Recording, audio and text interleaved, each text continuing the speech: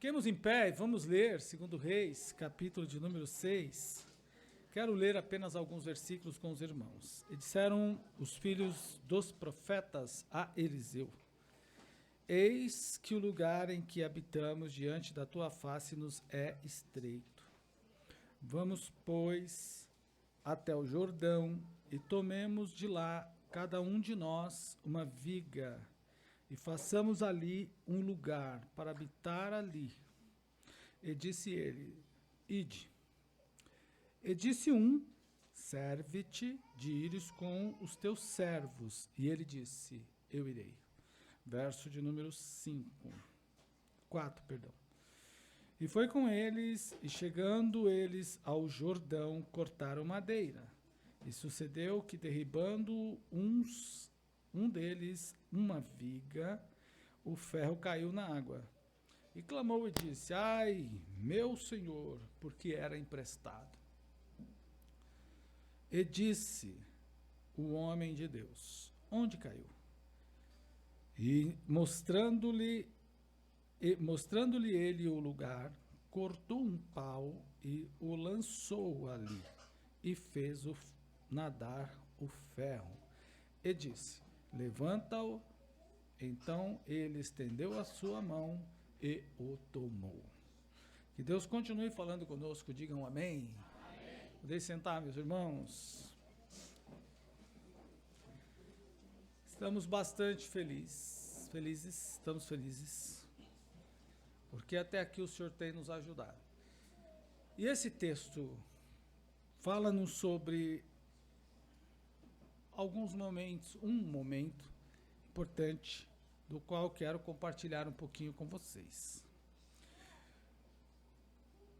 Está aqui no texto que um dos rapazes, discípulo dos profetas,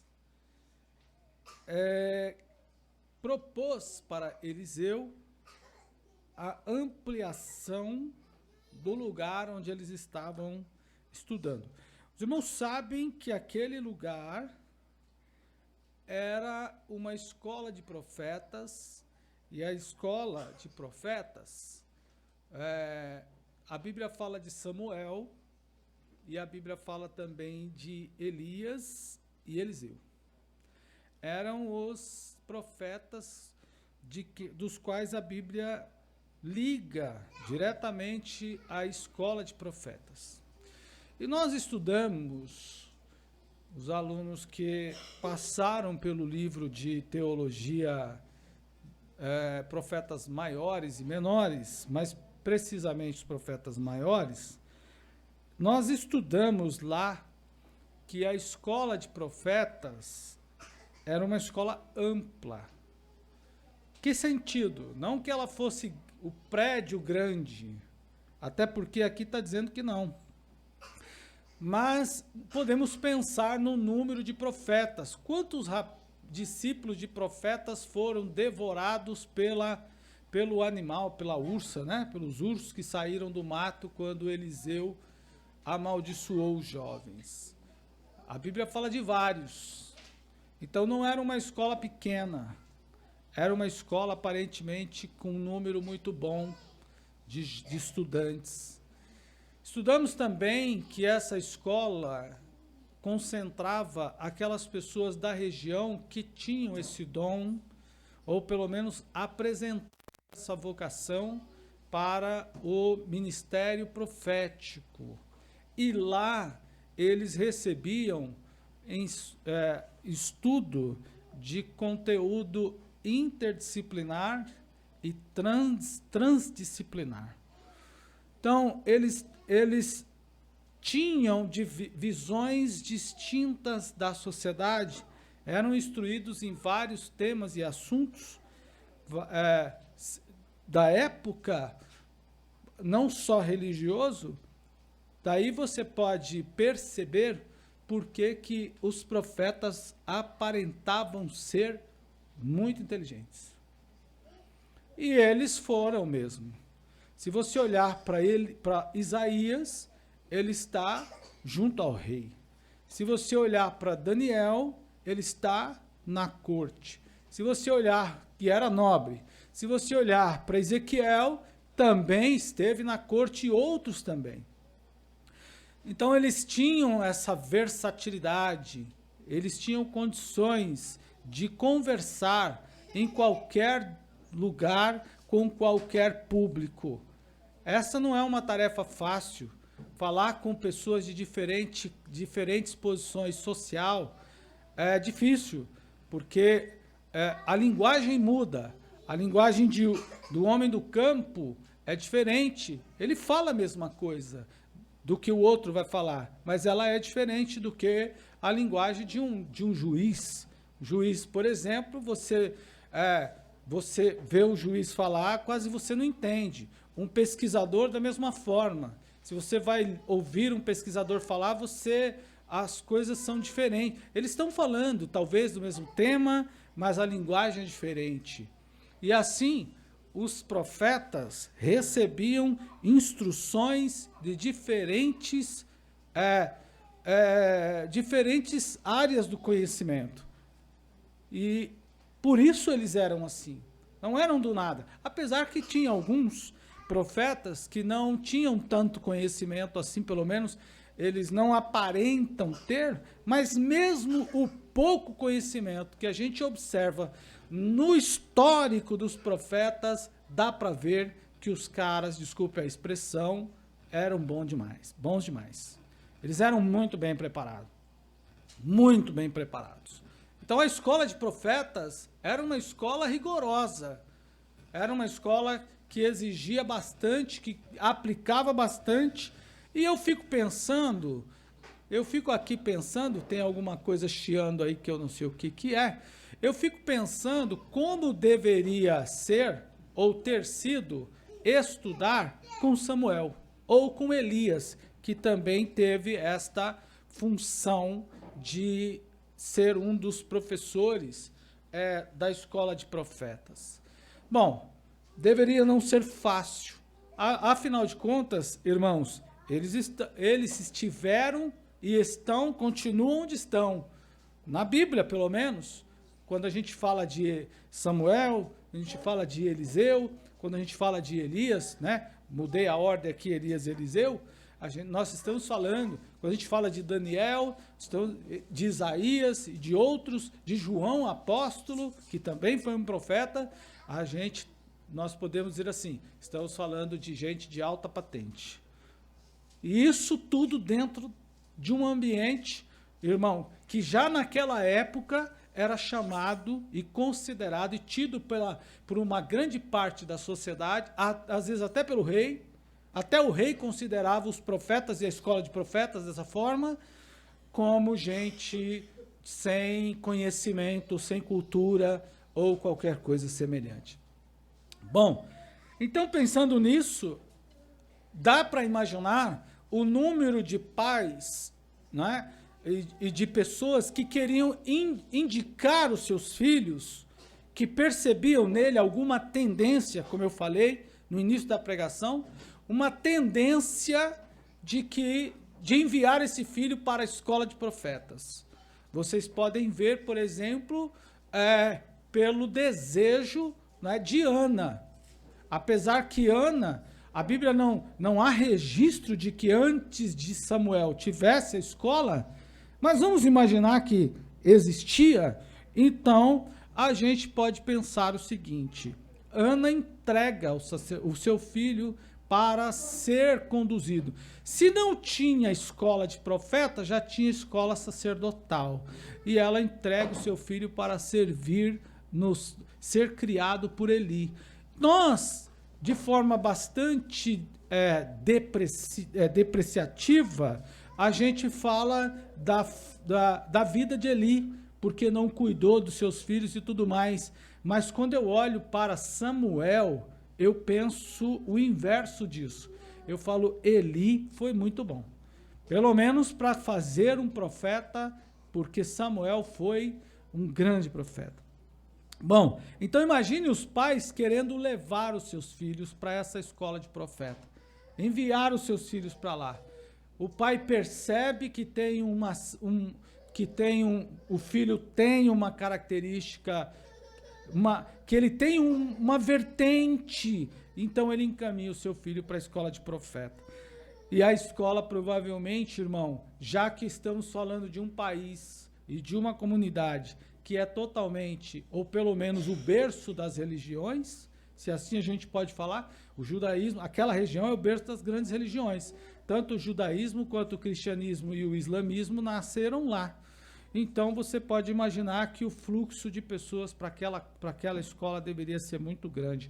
Muitos pais querendo enviar seus filhos porque perceberam nele alguma coisa que ligasse ao ministério profético. Então conduziram seus filhos para lá. Provavelmente não deve ter tido espaço, a escola ficou pequena, e quando chega nos dias de Eliseu, porque há um texto que eu li há poucos dias que falam de várias escolas de profetas naquele período, coordenada pelos mesmos profetas que eu falei aqui agora. Então, uma dessas escolas fica pequena nos dias de Eliseu, e aí, não tendo mais lugar, ele quer ampliar a escola. Só que tem um detalhe, tinha o aluno, tinha o professor, também tinha o lugar para pegar madeira. Olha, tinha o aluno, tinha o professor, tinha o lugar para buscar a madeira, tinha disposição tanto do aluno quanto do professor para ir buscar, mas não tinha ferramenta. E aí, não tendo ferramenta, empresta de alguém e chega lá, acontece o que nós acabamos de ler. E é isso que eu quero compartilhar com vocês esta noite. Quando a gente tem público, quando a gente tem disposição, quando a gente tem o local, quando a gente tem o espaço, mas às vezes a gente não tem a ferramenta. E quando a gente tem pessoas interessadas também nesse sentido. Veja, isso é muito importante a gente pensar. E o que é que a gente faz? Irmãos, nós vivemos dias, e agora transito, deixo um pouco a escola de Eliseu lá e venho para cá. Nós vivemos dias muito difíceis, dias difíceis no nosso país. E eles vão ficar cada vez pior, né? Vão piorar cada vez mais, porque é bíblico que isso aconteça. Não é? Se nós vamos para o livro de Mateus, capítulo 24, tem uma série de fatores lá que a gente poderia trazer, mas um deles é o 24:12, diz assim: o esfriamento vai acontecer, o esfriamento do amor, muitos irmãos vão perder o amor e outros vão se afastar. Isso é notório. E por causa do quê? É por conta da multiplicação da iniquidade. Não é por causa da iniquidade, porque a iniquidade sempre teve, mas por causa da multiplicação dela. A iniquidade sempre teve, sempre existiu, desde o primeiro momento que Adão caiu, a iniquidade aí apareceu. Mas a iniquidade não esfria ninguém nesse sentido. Agora, a multiplicação da iniquidade, sim. Por quê? Porque ela vai atingindo formas diferentes. Em relação a isso, vai esfriando a fé de muitos irmãos, o amor de muitos também, e cada vez mais a gente vê um distanciamento de muitas pessoas, um afastamento de muitas pessoas da própria igreja. E isso, para não dizer, irmãos, para não falar o mínimo, eu diria que é trágico. Por que trágico, pastor? Porque nós sabemos, irmãos, o que vai acontecer e o que acontece quando uma pessoa se afasta da igreja. Nós sabemos disso. Quando uma pessoa se afasta da presença de Deus, irmão, ela se destrói. Não tem outra alternativa, não existe meio termo. Não tem outro caminho fora da igreja. Ou o cara está na igreja, ou a pessoa está na igreja ativo, capengando, machucado, sofrendo. Às vezes ele está arrebentado, dividido entre mundo e igreja, mas ele tem que estar na igreja. Ele precisa estar na igreja. Se ele não estiver na igreja, ele vai ser destruído moralmente, ele vai ser destruído psicologicamente, porque ele vai se afundar cada vez mais naquilo que ele acha que é o amor. Eu fico pensando, por exemplo, nos dias de João Batista, já tinha pornografia. Aliás, pornografia é uma coisa antiga, não é de agora, não é? Já é uma coisa antiga. A prostituição é uma coisa antiga, mas não tinha o acesso que a gente tem agora. É a multiplicação da iniquidade. Hoje você pode, qualquer pessoa pode. O pastor está mandando fazer, não.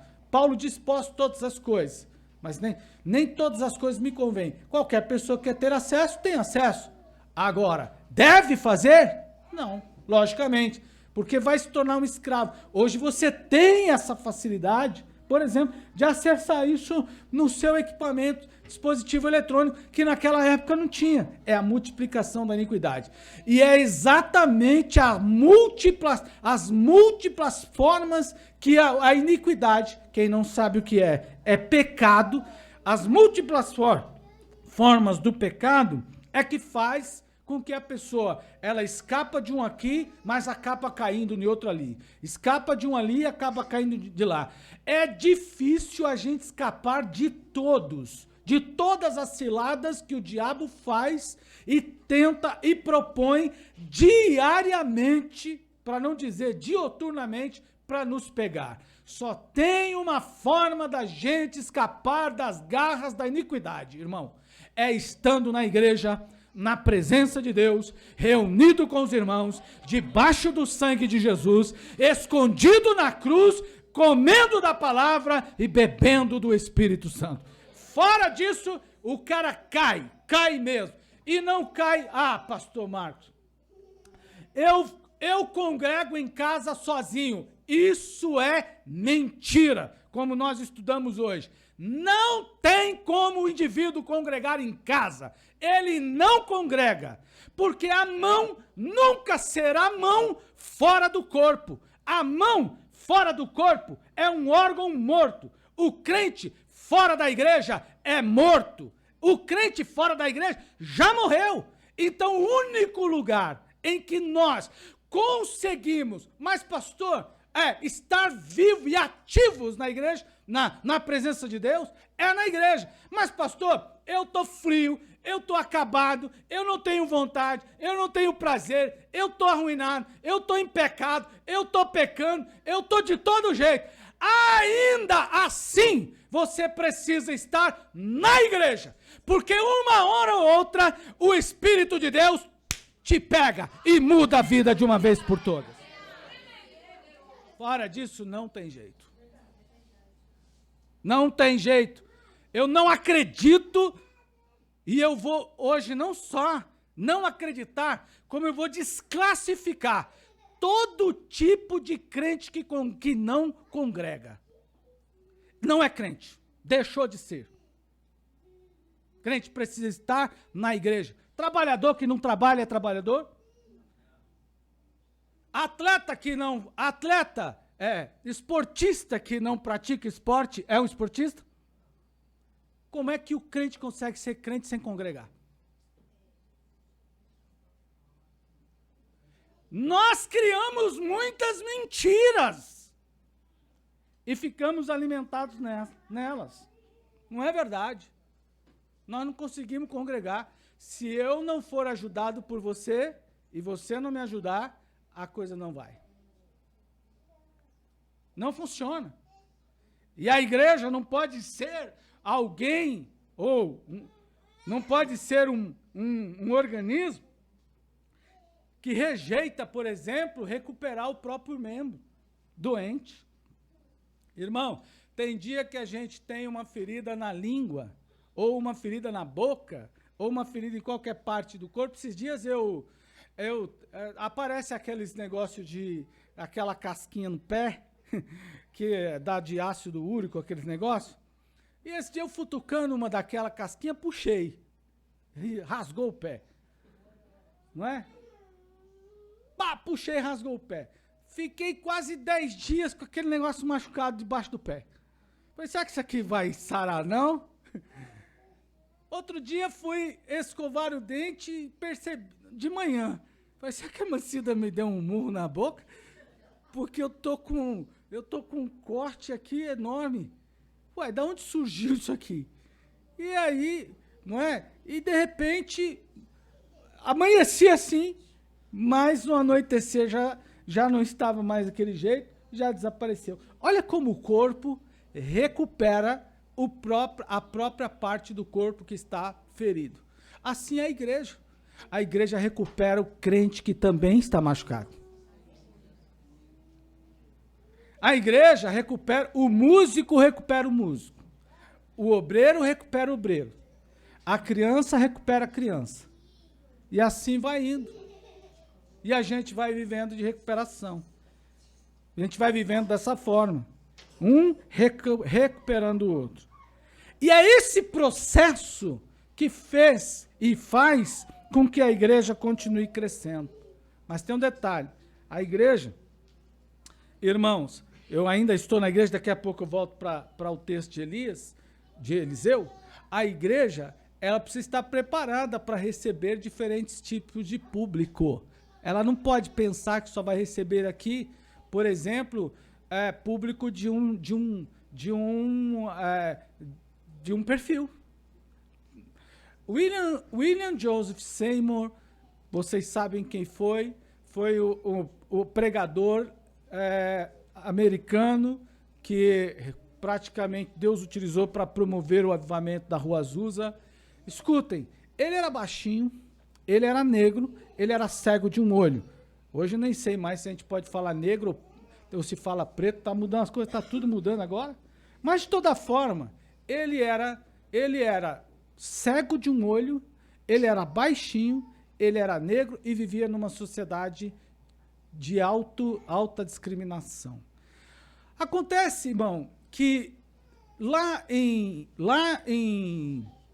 Los Angeles, melhor dizendo, ele foi estudar numa escola de estudo pentecostal, de um grupo de pessoas que queriam conhecer o batismo com o Espírito Santo. E esse professor, Charles Fox Parham, fez exatamente o quê? Ele ele começou a estudar, ajuntou um grupo de pessoas, primeiro em Topeka, ali algum avivamento aconteceu, ele teve informação de que Jesus batizava com o Espírito Santo, olha só, preste atenção, e ajuntou um grupo de pessoas que queriam estudar sobre batismo com o Espírito Santo, para também buscar e receber. E apareceram alguns jovens, e eles foram estudar. Jesus batizou alguns com o Espírito Santo a partir do estudo da Bíblia e da oração, e foi uma explosão em Topeka. Bom, mas depois a imprensa, as pessoas começaram a cair na cabeça dos irmãos, esfriou o avivamento. Charles Parham mudou para Los Angeles. Aliás, mudou para... Agora esqueci o nome da outra cidade lá. Me confundi aqui. Aí ele muda para essa cidade e, então, o que aconteceu? William Joseph Seymour também havia se mudado para lá. E ele era adolescente quando foi. E na sua adolescência, ele foi se membrar a uma igreja, na época, no livro está escrito assim, foi se membrar a uma igreja de negros, só onde tinha negro. Conheci o pastor que foi a uma igreja de negros, lá nos Estados Unidos, numa ocasião. E ele disse que a coisa era dividida mesmo. Bom, mas nessa igreja de negros, falaram para ele que Parham estava estudando, dando aula, ajuntando jovens que queriam estudar o movimento pentecostal. E o William Seymour se juntou a esse grupo de irmãos. Só que Parham, Charles Parham, era branco e o William Seymour era preto ou negro, como diz. Negro, preto. Eu vou falar negro, tá tudo certo. Tá bom? Eu também sou, então tá tudo certo. E ele não podia estudar. Não pôde estudar. O cara estava desejoso por estudar a Bíblia e saber o que a Bíblia dizia sobre o Espírito Santo, mas não pôde entrar na sala de aula por causa da cor. As leis não autorizavam o negro estudar com o branco. E o pastor, o ensinador Parham, pegou uma cadeira, colocou do lado de fora da sala de aula e William Seymour estudou sobre batismo com o Espírito Santo, sentado numa cadeira do lado de fora da sala de aula, ouvia pela janela, porque ele era preto, na linguagem de hoje, e não podia entrar na sala. Mas não foi batizado com o Espírito Santo. Ainda não. Lá em Los Angeles, houve um rebuliço e uma igreja também de pretos, ou negros, foi atrás de William Parham, souberam dele, chamaram para pastorear aquela igreja. E ele foi. Ele pregou o primeiro sermão de manhã, voltou para pregar o segundo à noite. No primeiro dia, a igreja estava fechada, não deixaram ele pregar. Uns irmãos que acreditaram, o levaram para uma casa e eles ali começaram a orar e o William Seymour começou a pregar, baixinho, cego de um olho e negro. Jesus batizou uma pessoa com o Espírito Santo.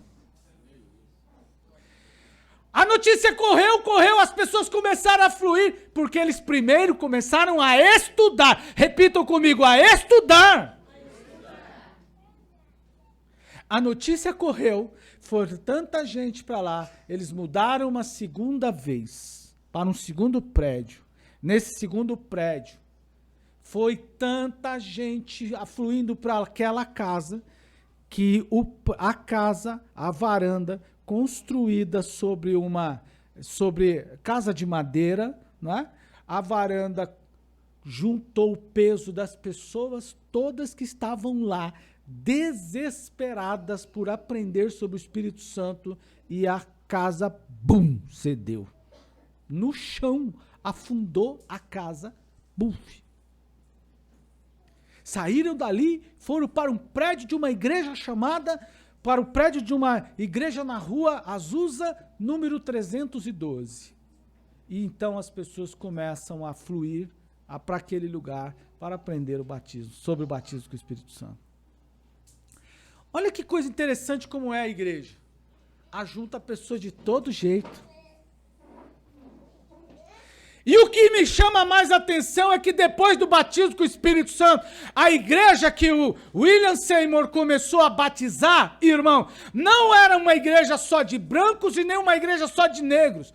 Foi uma igreja que abriu as portas para todas as pessoas e todos entraram. E não só entraram, e não era sentando branco de um lado e negro do outro, se misturaram todos. E não foi só isso, agora passaram a trabalhar no mesmo trabalho, na mesma igreja, nas mesmas atividades. Ora, irmão, Jesus, por meio do seu Espírito, alcançado por aqueles irmãos a partir do estudo da palavra e da oração, rompeu a barreira racial, rompeu a barreira religiosa, rompeu a barreira intercontinental, tanto é que o avivamento chegou até aqui, levou pessoas de todos os lugares para aquele canto. A igreja é isso, ela quebra barreira, ela rompe barreira, ela quebra ambiente, irmão. Glória seja dada ao nome do Senhor. Mas entra gente que eu não gosto. Mas entra gente que eu não quero. Uma das notícias interessantes circuladas pela época é essa. A igreja de Seymour é uma igreja de desmantelado, porque coloca brancos e negros para trabalhar, não só congregar, mas para trabalhar no mesmo ministério. Isso é igreja. Quando a gente pensa nisso, irmão, e agora eu retomo e faço uma conciliação com o texto que eu comecei a pregar, eu fico pensando nos profetas, porque alguns dos profetas, tem profetas, eu imagino, teve profetas da escola de profetas que foram muito bons. Por exemplo, a mulher do capítulo 4 de 2 Reis, foi até Eliseu e disse assim: o meu marido, discípulo dos profetas, que tu conheces. Não foi isso que ele disse? Morreu. O meu marido, discípulo dos profetas que tu conheces. Essa foi a fala da mulher que teve os filhos levados como escravo, ou seriam levados por escravo. Mas eu queria imaginar, pensar, como deve ter sido as esposas ou pai dos filhos, ou dos discípulos dos profetas que foram devorados pelos ursos. Porque eles provocaram o professor. Quando Elias subiu e o Eliseu ficou, o rapaz, a Bíblia diz que os discípulos dos profetas disseram assim: sobe, calvo. Vai, careca. Vai, careca. Ué, não era aluno da mesma escola? Hã? Viu? Sobe, calvo. Não eram alunos da mesma escola? Como é que a mulher chega e fala assim: tu conheces o meu marido? O cara deveria ser um aluno muito bom. Mas o outro, eu fico pensando que a Bíblia não traz essa informação. Como deve ter sido, como que as mulheres... Você é uma esposa de quem? Vamos imaginar, reunião dos pais. Reunião do dia dos pais, né? A senhora é mãe de quem? Ah, eu sou esposa do Jacinto. Estou conjecturando. Quem é o Jacinto? Jacinto é meu marido, aquele que morreu, que o senhor conheceu lá, o senhor lembra? Multiplicou o azeite, é aquele lá, maravilha. E a senhora, mãe de quem? A senhora quem é? Olha, eu sou a esposa do Jubileu. Ah, Jubileu, quem é o Jubileu? Jubileu? O senhor tem certeza, o senhor quer que eu falo? Tem, foi aquele que te chamou de careca, que o senhor mandou a ursa devorar ele. Não era aluno da mesma escola? A mesma escola junta alunos diferentes. Olha o colégio apostólico. Jesus não chamou 12? Irmão, pense como eram os 12. Vamos fazer um perfil rápido deles? Um calmo e passivo. Outro medroso. João corria menos. Pedro corria mais. Só que Pedro, que tinha coragem com a faca na mão, não teve coragem para entrar no túmulo. É homem armado, mas não é homem no escuro. É mais ou menos isso? Porque a Bíblia diz que Pedro saiu, quando receberam a notícia, Pedro e João saíram correndo, e diz a Bíblia, João chegou na frente, mas quando chegou no túmulo à frente, mas lá não entrou. Aliás, Pedro não entrou. Nem sei mais qual deles que não entrou, mas um deles passou à frente e entrou. Um corria mais, outro corria menos, e tem aquele que é traidor. Dentre o que corta a orelha do soldado, dentre o que toca, um que corta a orelha do soldado, um que tem medo de escuro, um que é atrevido, tem o que trai. Olha como é a igreja. Como se não bastasse, ainda tem os que ficam brigando para sentar no púlpito, na cadeira da direita ou da esquerda. Eu queria perguntar, qual de vocês gostariam de fazer parte do colégio apostólico? De estar entre os 12 discípulos. A igreja ajunta a gente com problemas. A igreja não é um ajuntamento de santos. Gente santa.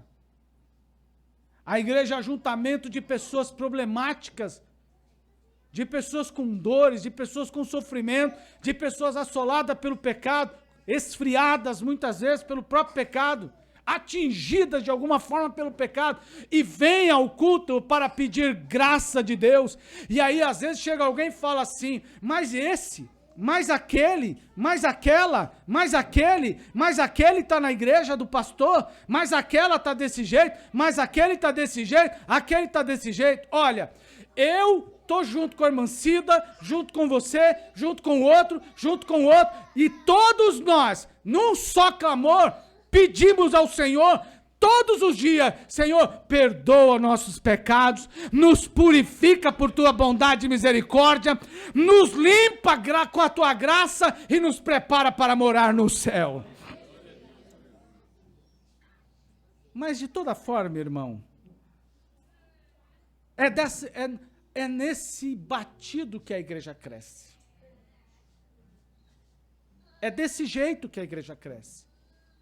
Ela cresce com pessoas de diferentes formas, vindas de diferentes lugares. Mas a igreja é uma escola que instrui.